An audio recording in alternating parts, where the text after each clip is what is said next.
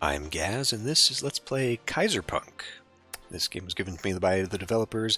It's a combination city builder and grand strategy game, I guess you could say. This is going to be a short six-pack series because I'm not totally sold on it, but anyway. We're going to go through the tutorial. We'll try and skip through as fast as I can. I'll warn you right now, the cutscene audio doesn't seem to be connected in any way to the regular audio controls, so it's going to be loud. We'll try and get through it as soon as it loads.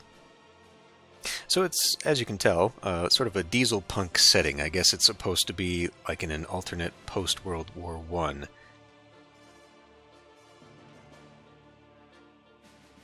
Which is kind of a cool aesthetic. Okay, I guess I'm going to have to come back when it loads then.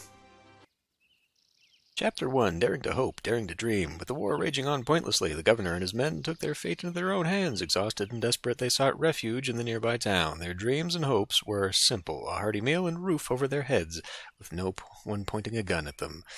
Okay, so here we go. We're going to skip through this as quickly as possible because it's a story that apparently really is only for the tutorial, which is kind of weird. You start a new game and there's no campaign. It just starts into an open game. So all the story and all that kind of pointless. Okay, so instead, what I'm going to do, we're going to go through this stuff here. Basically, we just need to go through your standard controls in tutorial. Like, I don't know why games put that in anymore. Like, everyone at this point should know camera controls. Alright, we need to build some houses here. So, kind of Anno style.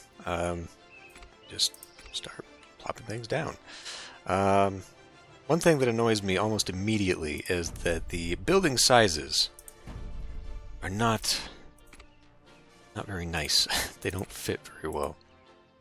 It's kind of obnoxious. And I guess they did that because it sort of forces empty spaces that you can then put decorations and whatnot in. Okay, so in Kaiserpunk, your mistakes can be rectified quickly and easily. You can build buildings, move them around, etc. Demolish them, copy and paste, which is nice. Now it wants me to repair some buildings and then showcase moving them. So, come down here, and we can repair them. There are other buildings that you can salvage and get resources from. This does say it has resources to salvage, but there are none in here. And it requires 10 laborers. So up here we've got our laborers unemployed. So I guess when you... Whoops. Are we going or not? I guess we're going. There. When you don't have the workforce, you can't do this. It's temporary. You'll get them back, but it's kind of weird.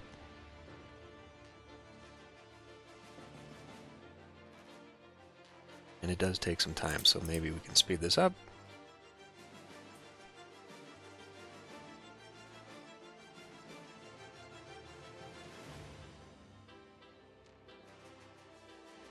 Alright, now we can move them down. Back into the neighborhood here. And we go back over here.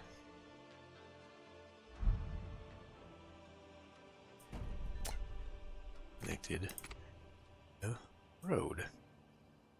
I don't want that. There. Okay. So, now it's telling me they have needs. And if we click on one here, we can see that kind of in Anno, they will evolve needs as they improve their lives. Right now, they need specifically vegetables and bread. And one thing that's really nice here, because it's actually really kind of annoying to see the statistics here. In fact, you have to go, I don't know if it's going to let me right now at this point in the tutorial, but you have to go here and then look at like your stock overview and all this stuff. This is really awkward. It'd be nice if there was just like a quick button here that gave you a storage overview. But anyway, to avoid that, I guess, you can just click on one and then mouse over one of their needs, and you can see up there, right now we have a deficit going for both vegetables and bread, -2. So now it wants me to make a vegetable farm, and very awkwardly shaped. Nothing fits in this game. It bothers the hell out of me. But again, I guess that's to sort of break up the monotony of a grid. And And then we need a depot to move things around. Now, you see the line there, and the radius that it will gather things from. This is one way to do it, but the more buildings that you attach this to, the longer it's going to take to move stuff around. So there is also a direct transport. When you put buildings within a production chain, a supply chain, they'll just directly take it there, which is one way to handle this. Now, for the tutorial, building together on this, not great. I played for about half an hour, I think, on just a regular new map. And I think the better way to actually start building cities is really by utilizing these depots as just sort of like a point, and then you build the structures around it. Kind of Anno-esque, I guess. I never played Anno that way, but just overall, because there are so many buildings in each production and supply chain, it really is better, especially the ratios, it really is better just to kind of separate them from your main city. But just for the sake of doing this, we'll put that there. Because as we see here, the farm produces 10 vegetables per cycle. Now, that's kind of a bad example. But if we look at, like, say, the grain then goes into... I don't remember where this is. I guess it's right here. We have to unlock it. The grain then goes into the flour mill, which then goes into the bakery. And the ratios are crazy. They're just like the streets and the building sizes. They're not equal. They're not even. You don't get a nice distribution. Like one farm makes 2 flour mills, makes 4 bakeries, whatever. It's much different to that, which I guess is okay, because there's a necessary trade element.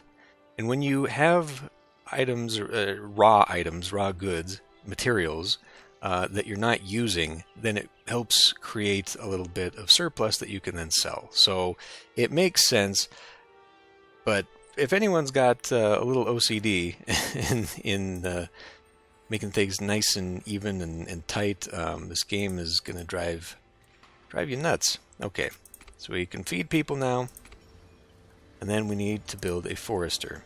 Now this is important, actually. I can't even click on these guys to see what they want. This is actually important here, and maybe he said it, and I just kind of passed over it here. We're going to talk about it. Let's see. Kaiserpunk features a wide array of resources, most basic ones, very complex ones, entire production chains. In order to produce them, you can always hover over. Okay, yeah, basically. So an element that it shows up later, but should actually be talked about now, is the research tree.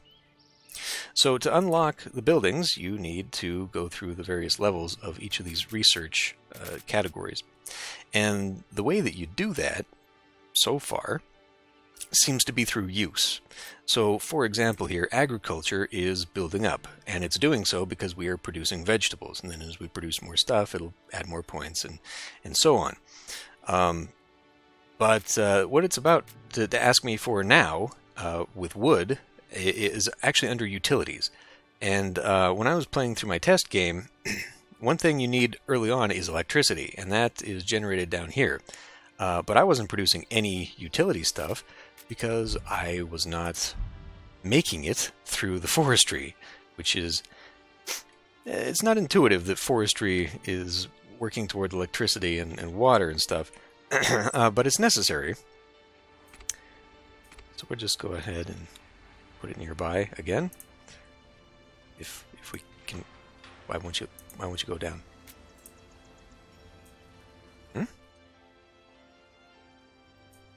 Do I not have materials? I got the materials. Okay, now it does. Weird. Anyway, it's necessary to do this as soon as possible, just so you can start building that.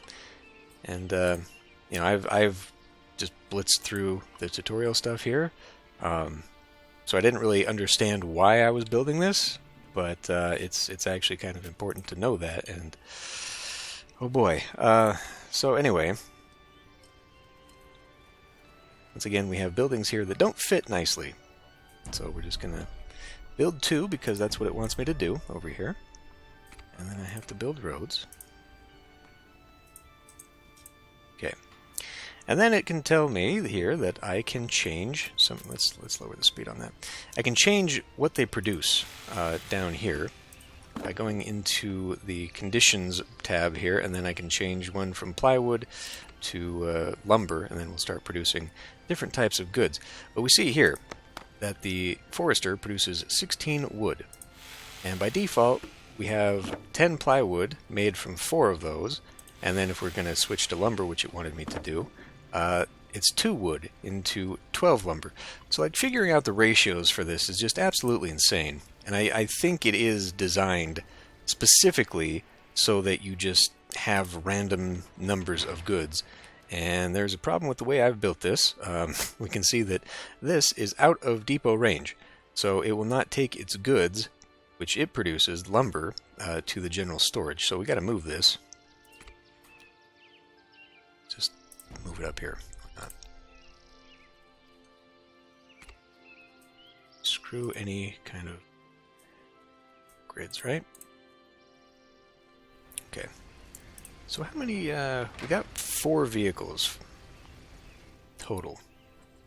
Right now, we can see that there are 4 buildings that it's attached to. It would be nice, I think this one, yeah, this one in particular is automatically sending the wood to the lumber mills, which is good. So we kind of want to keep our production all together. Okay, dashboard open. Let's see, what does it want to tell me here? It'd be nice if this stretched and you didn't have just like this tiny ass window here to scroll through, and then when you switch to another tab or something, it stays down at the bottom instead of going to the top. You guys, it's weird. Okay, you can access the menu, escape button, dash, research, housing, diplomacy. Yeah, all of the stuff is in a completely separate window. Again, it's all very strange. And just, yeah.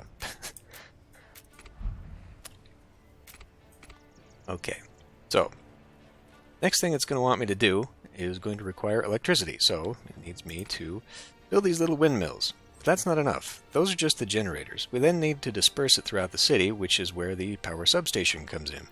And later we'll see that sort of with the water. We need pumps that are then distributed with water towers. It's, this game reminds me of when I played Banished. Specifically, it reminds me of when I played mods with Banished that just added a ton of unnecessary steps in production, and it was really kind of frustrating. Not as frustrating as all this stuff not lining up, so we just end up wasting space, but whatever. Okay, so we need to construct 2 windmills. Fine. And then we need a power substation, which right now I'll just put down here, because right now we don't have a building that requires the electricity. Unless that is what's coming up next, the cellulose structure. Yes, okay. So this one is going to require a little bit of energy. So we can just put that down. Now, where does that come straight out of? What exactly does this? Wood. Wood directly. Okay, so it's actually better, maybe, if we just put it kind of over here. So it takes the wood directly. Not enough production rate. Okay, so it just hasn't been transported there yet. Let's speed this back up again. Luxuries. Who doesn't love a brand new car or a shiny watch? Unfortunately, the world you play in has been ravaged by the Great War. What used to be common, now a luxury. So blah blah blah. Just telling me. Water is gained by building water pumps on water deposits, while electricity is gained through windmills. Okay. So can we click on you now? Okay, we can. So besides the needs, which are now full, we then come to luxuries, and that is where we get the newspapers, which are going down, and the clothes. And I think it's trying to set me up for newspapers next, which is why we are doing the pulp mill to the paper mill. Let's keep it all within... Wait, does that require electricity? It does, so we need to maybe... Actually, you know what? Why don't we do that? And then I will just move the substation to here. I am glad that modern city building design has embraced the movable structures for free.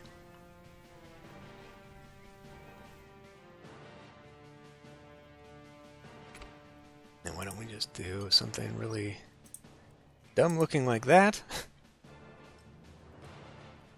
And we need a printing press.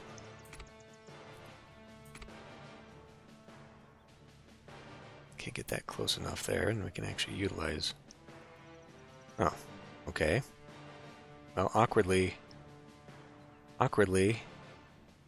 doesn't like it if we do it that way. But for some reason, if I would to have the road there... You know what, screw it, just go like this.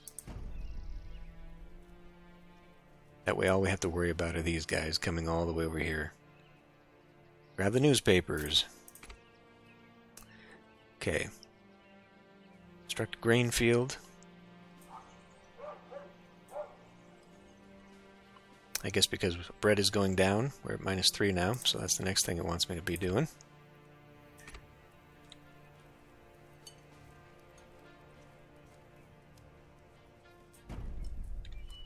Low population count. I need people. You can see here that we are out of people. I haven't unlocked bigger labor houses yet.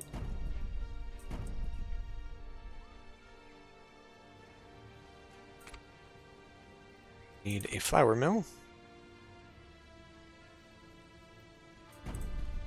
Does that require? Does not require electricity.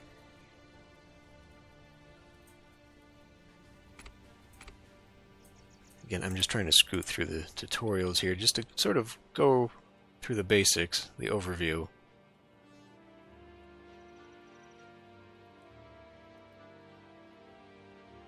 And now we can build the bakery.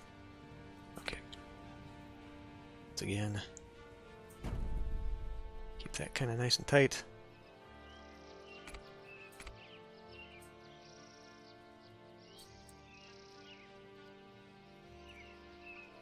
Doing low population count again. Diverse diet. Okay. Build a water pump. Damn loud trucks. You know, we do have some other things here. Nope, I can't do it right yet. Oh, because I don't have the technicians. Okay. Technicians, I don't have access to. We got manufacturers, technician house. Yeah, that's out of reach for the tutorial here. Let's add a few more houses in. Do something fun like that. Do I have access to... I do have access to these. Why don't we go ahead and just give these guys some trees for fun? Why not? And then build a water pump. Right, okay. So here's a water resource. Get our pump. Then we also have to connect it.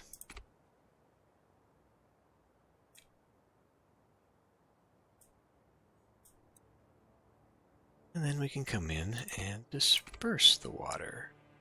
Right there. Now we need a cotton field. That is the next luxury item that they missing out on, is clothes. At -3.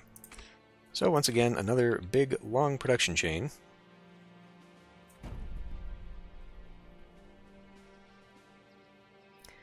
Which now requires a weaver, which does require electricity. So I could put it way over here, and that's kind of obnoxiously out of the way, but and it just doesn't fit at all. Frustratingly does not fit.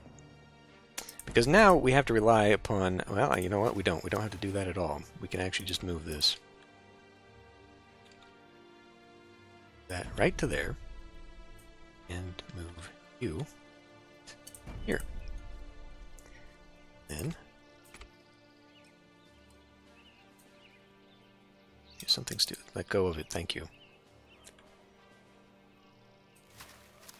Depot's not nearby. Oy, okay, well we gotta do that anyway then, I guess.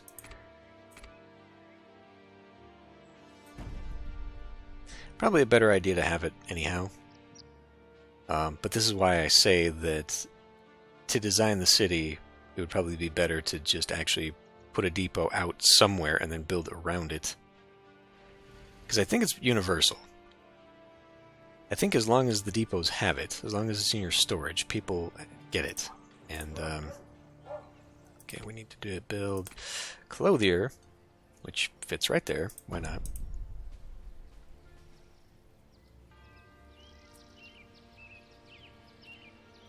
Okay, people are happy. Next, we need a market. May as well put that. Oh, it requires electricity. Okay, fine. Put it... Can I get... there we go. That way I have access to the storage as well.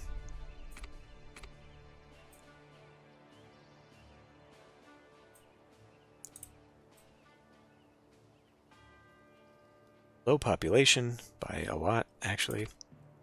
We now have access to the high-rise. Good. Just go ahead and build one.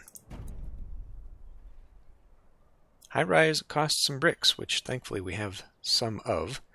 We're also out of electricity.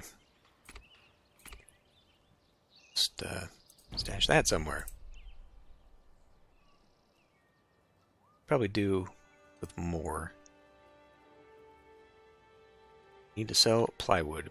So we have a lot. Come in here now. And we can pick plywood. So this is the amount we want to have left. We want to turn off buying because we only are trying to sell it. And right now I've got 604, so we can lower this down to like half that because we don't need that much. And they will sell 300.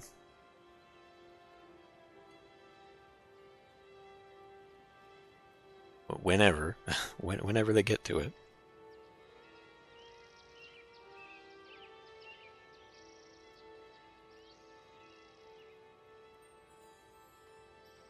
Local smuggler came in, and now we need to buy some ale to give to people. So we go there, we need 10, and we will not sell it. So basically, from what I understood of the tutorial that I am not reading, is if you have the buy and sell available, it will focus on the number you want in your stock, and so it will buy to get to that number, and then if it goes over, it will sell it. And I guess what that also means is that it will buy and sell together. Like if you change the number, I don't know that there is a way for it to do that. That it would buy at a bad price and then sell at a bad price together, as long as you are maintaining that number. But it seems like that's something that could happen. So it's a little awkward to deal with, but it's not too bad. The calm before the storm. Okay. Well, I think we will. We'll go ahead and stop this first episode here. We'll keep the first 3 episodes to the tutorials. It's fairly quick, and then the last 3 episodes will actually go into the full game here, because the tutorials cover the basics of pretty much everything, as you would expect a tutorial to do. But like I said, when I played through the map myself, I didn't quite understand why I was doing the things in the tutorial it was asking me to do until I was playing it, and then I ran into some trouble. So anyway, I'll end this one here. I'll see you next time.